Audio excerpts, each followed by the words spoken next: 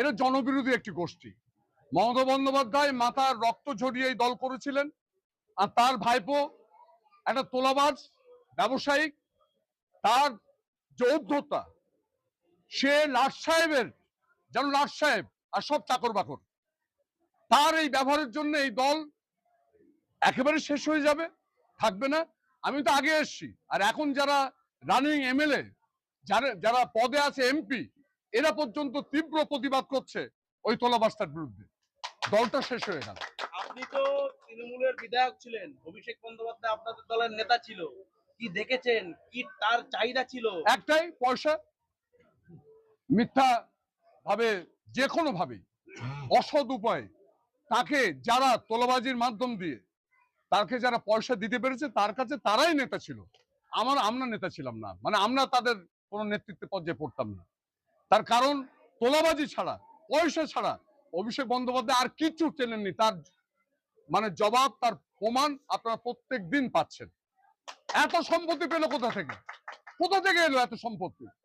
কোথায় কি করতেন উনি? কি করেন? ওরা আয়ের উৎস কি? কোথা থেকে পেলেন?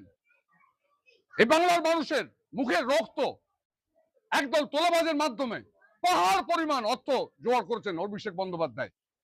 এর বিচার হবে, এবং এই বিচার মানুষের বিচার হবে। এই রেহাই পাবে না। আপনি তো তৃণমূলের বিধায়ক ছিলেন, তৃণমূলের এই যে ভরাডুবির কারণটা কি? একটাই, আমি বিধায়ক ছিলাম। আমি তো এই ভরাডুবির আগেই যখন আমি কংগ্রেসে যোগ দিয়ে তাদের বিরুদ্ধে প্রতীকী লড়াইটা লড়লাম, আমি যদিও শেষে এসেছি। অর্থাৎ এই ভরাডুবি হবেই, বাংলার মানুষের এই মনের যে লেখা, এটা আমি অবশ্যই পড়তে পেরেছিলাম।